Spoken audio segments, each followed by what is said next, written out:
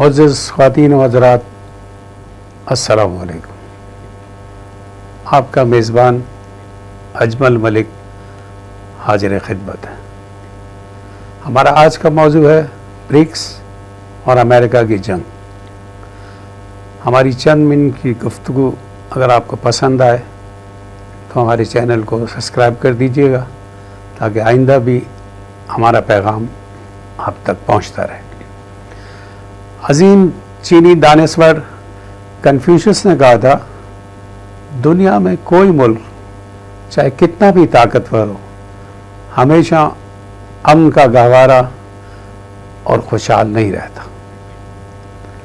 दुनिया की तारीख उठाकर देखें, बड़ी बड़ी अजीम सल्तनतें और तहजीबें सफा हस्ती से मिट गईं, आज उनका नाम और निशान तक बाकी नहीं।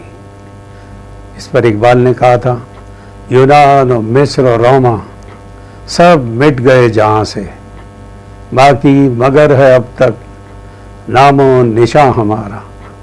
कुछ बात है जो हस्ती मिटती नहीं हमारी, सदियों राह है दुश्मन दौरे ज़मा हमारा।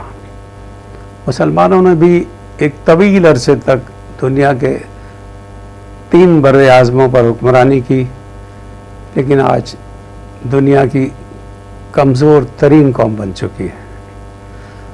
दुनिया से मुसलमानों की हुक्मरानी तो यकीनन ख़त्म हुई, लेकिन ये जो हमारी हस्ती अभी तक ख़त्म नहीं हुई, इसकी वजह यकीनन ज़िंदा किताब कुरान है, जिसकी वजह से आज तक इस्लामी तहज़ीब व तमद्दुन ज़िंदा है।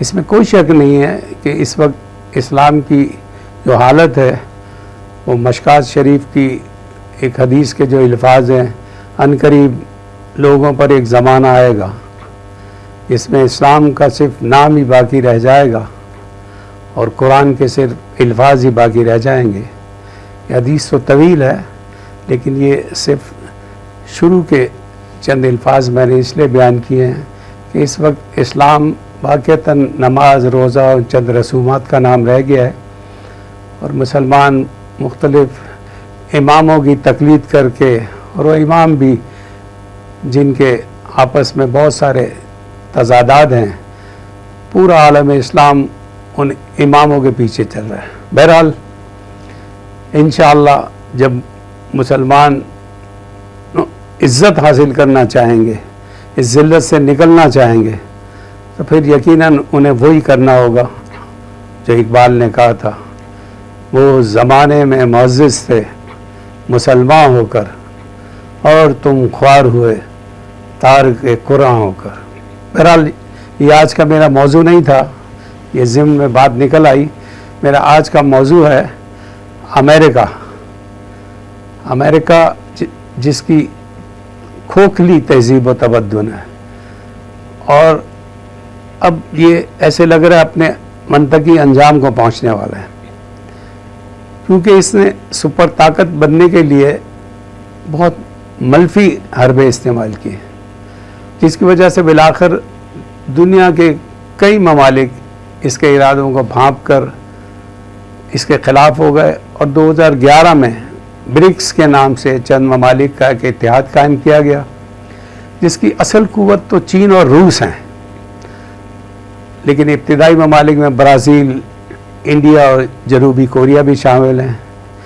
इनका बुनियादी हदफ आलमी तिजारत को मकामी करेंसी में तब्दील करके डॉलर की आलमी उजारादारी का खात्मा करना है। इस हवाले से चाइनीज़ युआन और रूसी रूबल में कुछ आलमी तिजारत भी हुई, जिस पर अमेरिका और डॉलर को धचका लगा और अमेरिकन हकाम ने इस पर बरमला अपनी तशवीश का इजहार भी किया। अमेरिका की पूरी कोशिश है कि किसी तरह ये काम ना हो, लेकिन रूस और चीन बहुत तैयारी के साथ इस टारगेट पर काम कर रहे हैं। चूँकि किसी भी हुकूमत के लिए करेंसी छापने से कबल इतनी मालियत का सोना होना एक बुनियादी रिक्वायरमेंट है, लिहाजा इस वक्त रूस और चीन पूरी दुनिया से सोना ख़रीद रहे हैं, जिसकी वजह से आलमी मार्केट में सोने का रेट $2,750 फ़ी औंस तक पहुंच गया है। पाकिस्तान में सोने का रेट 2,83,000 बताया जा रहा है, लेकिन इस रेट पर सोना दस्तयाब नहीं है क्योंकि आलमी मार्केट में रेट इससे ज़्यादा है। अभी 3 रोज़ कबल 22 से 24 अक्टूबर तक रूस में ब्रिक्स कॉन्फ्रेंस हुई, जिसमें इन 5 ममालिक के अलावा उर्दन, इथोपिया, ईरान और यूनाइटेड अरब इमारात ने भी शिरकत की। रूस के सदर व्लादिमीर पुतिन, चीनी सदर जिनपिंग और भारतीय वज़ीर आज़म नरेंद्र मोदी ने भी इस कॉन्फ्रेंस में शिरकत की।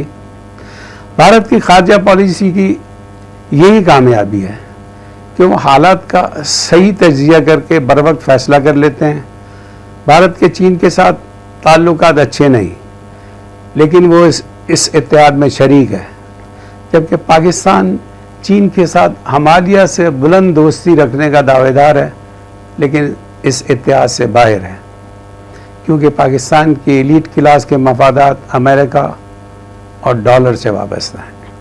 इसीलिए हमारा मेन स्ट्रीम मीडिया भी इस आलमी तब्दीली पर बात नहीं करता। आखिर में अर्ज़ है कि अमेरिका और ब्रिक्स के दरमियान तबले जंग बच चुका है। गालिब इम्कान है कि अब डॉलर मुस्तकिल नीचे जाएगा और मकरूज़ अमेरिका की माशी परेशानियों में मज़ीद इजाफा होगा। पाकिस्तान की क़यादत को भी चाहिए कि वो अमेरिका से जान छुड़वा कर इलाकाई ममालिक के साथ दोस्ती और तिजारत करके अपनी तबाह हाल मईशत को बेहतर बनाए ताकि गुर्बत से तंग आवाम सुख का सांस लें। अस्सलामु अलैकुम।